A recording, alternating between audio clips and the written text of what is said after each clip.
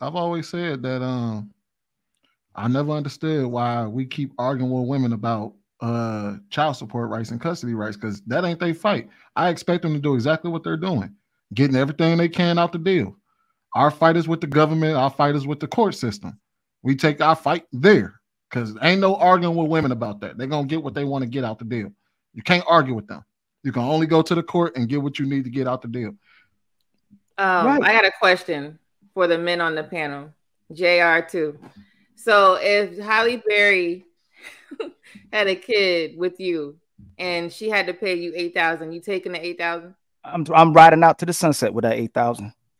I'm gonna start me a business. I might start me a trade school or something like that. Or I might grow some produce in my backyard. I'm gonna ride out to the. I have it. She shouldn't be upset. This is what we wanted. To grow produce in your backyard. I'm gonna build me a whole garden. I'm gonna open me a grocery store. I'm gonna put the produce in the grocery store. Get back to the community.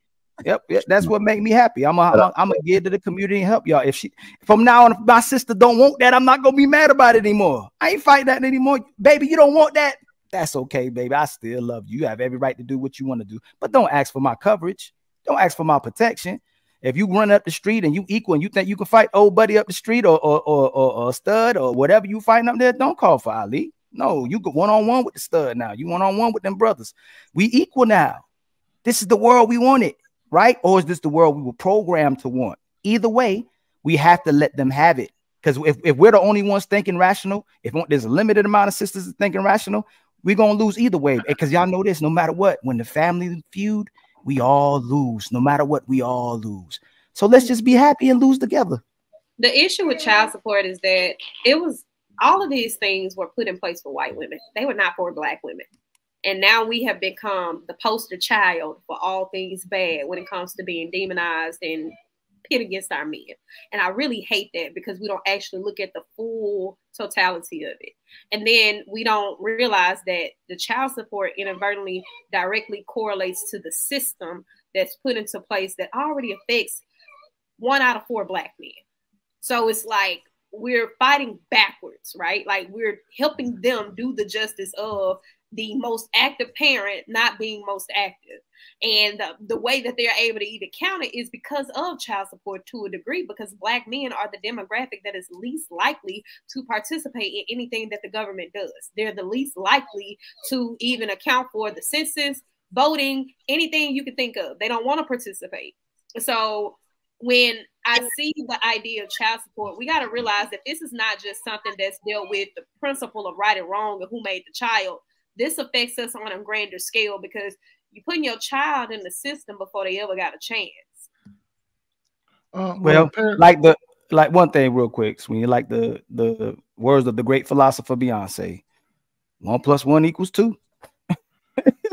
And if we're not going to come together to make the 2, it ain't going to work.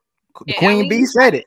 You're absolutely right. I actually agree with everything you said. I literally agree with everything you said because if y'all don't want the 2, what y'all want to do? If we the only ones on one side, I love you. I want to take care of you. I want to take care of the baby. I want to take care of it. It ain't no 2. Right. You're right. One. We cannot have it all the way. We cannot be the ones to say we complaining about having the children, but we also want to domineer keeping the kids. We also cannot sit here and say we're complaining about us not making the money that the men make, but we're also wanting the men to take care of us right, wrong, indifferent, whether they're present or not. And now we're having that social fight of who's more important, the baby mama or the wife. Like it's too conflicting. It's too much. I feel like Ali is absolutely right. We got so conditioned to having everything our way. If we don't want it, the men should stop fighting us. Make us sit in it. But what's happening is y'all encouraging, y'all pamper bad behavior. We're coddled. Black women are very coddled. And the fact that y'all keep fighting so hard against it, it is making it even worse because the social conditioning, all you're doing is amping up the bad behavior and you're losing in the end, not us. I can go have a baby by Sweeney and go marry Ali. And now I'm getting checks from 2 men that are socially required to provide for me and one of their children. And if I have another one by Ali, we locked in. And then if me and Ali divorce, he taking care of me. He taking care of 2 children. And Sweeney's still taking care of me and taking care of 1 child. The game is rigged. Oh, yeah. And you know what's crazy? Pull-out game, right? So kind of like to allude. That don't matter either, it's clout. Kind of allude with what Lady Di was talking about. You want to know the reason why men have to get the court involved? And this is the reality, because when a baby is born and we're not married to that woman, we have no rights to that child. None whatsoever. So she can skate off into the sunset. Now, granted, if we have, you know what I mean, in some states, if you actually have the child with you, you can skate off into the sunset too. But what's the likelihood of that? Most of the time, men have no rights to the child. So we have no choice but to go to the courts to get any modicum of rights to even see our children. And I know a lot of people say, well, you should just be able to fight. You should just be able to fight. Well, if the only thing she has to fight, or the only thing that a woman has to do in that situation is say no, and she gets covered and she gets the state on her side and she has the state as a representative of her. But when I say I want to see my child, I got to go hire a lawyer for $5,000 to $18,000. Yeah, you realize she says, like, our problem is she says no to everything, right? The best way to determine if your woman really sees you as a leader and if she's loyal to you is the way she handles no. How she handles your answer of no, and how she confides in you and looks at your intuition, looks at you as a principled man. It's how she handles when you tell her no. She go, you know what? He doing what's in the best interest of the family, whatever you say, because I know I'm gonna win in every other department because I got you. So if she can't handle no in this society, which is the problem, and you gotta say what she want to hear, say what she want to think, and take her where she want to go, then we're gonna lose, and we just have to accept it. But I'm going to accept it. I'm going to be happy for her. I'm going to be happy for her because I'm going to be happy for me too. And like I told y'all, until we are brothers planning on creating signatures, me, Trev, JR2, Sweeney sitting at the table together as a collective of men, having million-man marches and going to the court system, this boat needs to stop, because I can't be mad at them if the government is giving them incentives. It's giving them incentives. So think about it. If I can go out the street and just have 10 wives, because I want them, I say I want 10 wives. Are you gonna do it, Sweetie? Man, hey.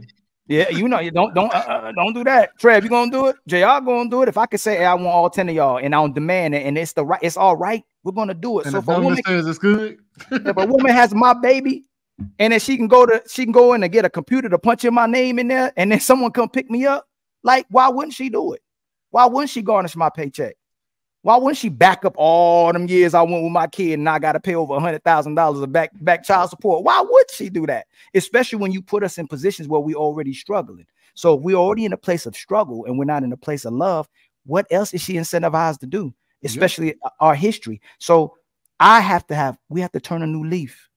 We got to be happy for them. Because they better be happy for us when this stuff change. They better be happy. Since they ain't happy anymore, they better, when that thing swing around, that it ain't fun when the rabbit got the gun. just say, baby, I want what's good for you too. I want what's in your best interest, because we did what was in their best interest, and look at where we are. Well, look at what a single parent family, the broken home, has done to the family. Versus a single father, having his household equates to 2-parent household.